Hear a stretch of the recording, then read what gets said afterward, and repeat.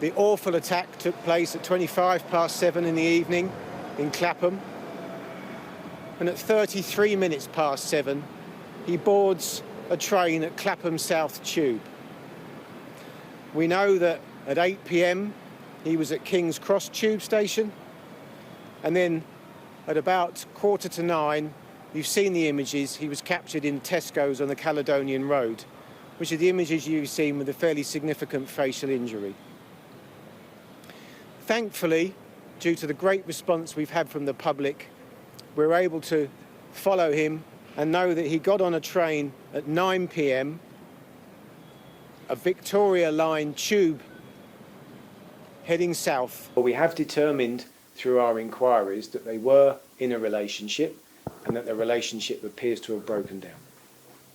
Can you tell us about how the meeting between the two of them came about and why the woman and her two children got into the car? Well, we're still working on that because obviously we've not been able to speak to her or him. The children were able to give us a little bit of an account about what went on, but we're taking a great deal of care in how we are approaching the children for obvious reasons. So there's not a great deal that I can release to you at the moment about exactly the movements that evening just before the attack.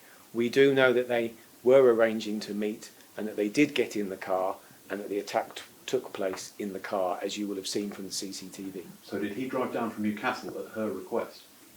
We haven't got to clarify that just yet, but he did drive down from Newcastle that morning and they did meet that afternoon.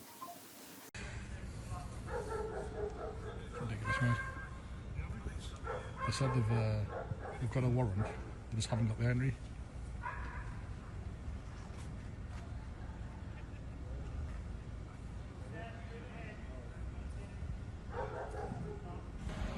The police hunt for Abdul Ezedi enters its second week tonight, and this evening the focus of that investigation has been on this pizza takeaway behind me in Forest Hall on the edge of Newcastle. Around 11 p.m. there was a large police presence. Armed police blocked off the road and entered the property and also forced their way into a side door which leads to a flat above. We have been seeing searches in that flat above. I know there have been a large number of officers speaking to staff in the premises. It's quieting down now, but this clearly has been one of the most intense police operations in the Tyneside area following that attack in London.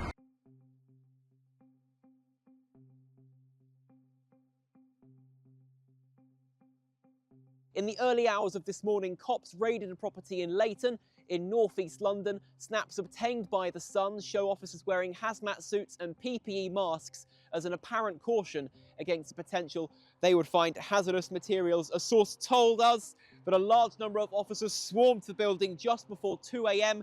They smashed down doors to gain access to the property, with firefighters also attending. The fire brigade told us they were called at 1:47 a.m. to assist and that their officers stayed until 5:30 a.m, although it's unclear what, if anything, they found inside that place, inside that home in Leighton. I opened the door and there was about 6 to 8 people in blue hazmat suits with clear riot shields. They didn't really tell us anything at first. They just told me to walk backwards out of the room with my hands above my head. Where you are, madam? Show me your hands. How many people? Just us two. Just you two. Yeah. Okay. So what I need you to do is come out of the address slowly, okay? Yep. Do it on my instructions. Yep. You have police officers with a warrant to search the address, okay? Okay. Put your hands on your head, okay, and walk slowly towards me. Have you seen anyone with an injured eye at all? No, I've not left the room tonight. We learned more details about Ezedi, including the fact he entered the United Kingdom from Afghanistan as an asylum seeker in the back of a lorry.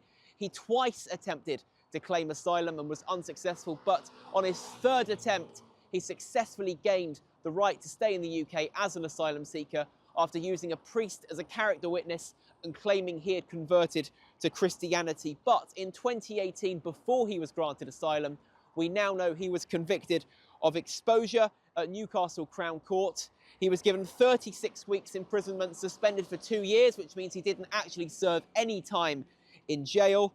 He was last seen on Wednesday night in the Caledonian Road area of North London, near Islington, at around 8:48 p.m, captured on a CCTV camera inside a Tesco Express branch, attempting to buy a bottle of water. He had severe burns to the right-hand side of his face, which we understand were inflicted by the alkaline. Earlier today, witnesses told us more details about some of the injuries sustained by the young girls in the attack. One witness, who was a 22-year-old man staying in the Belvedere Hotel in Clapham, said that the 8-year-old girl had 6 red blotches on the left-hand side of her face near her cheekbone. However, the 3-year-old girl, who we understand was slammed to the ground by Ezedi, had more severe injuries and had already been taken to hospital. The mother, a 31-year-old woman who we understand remains in hospital with life-changing injuries, is said to have run round the corner from the scene of the attack and burst into the hotel reception screaming, "Please help my children." She's earlier been reported to have screamed that she couldn't see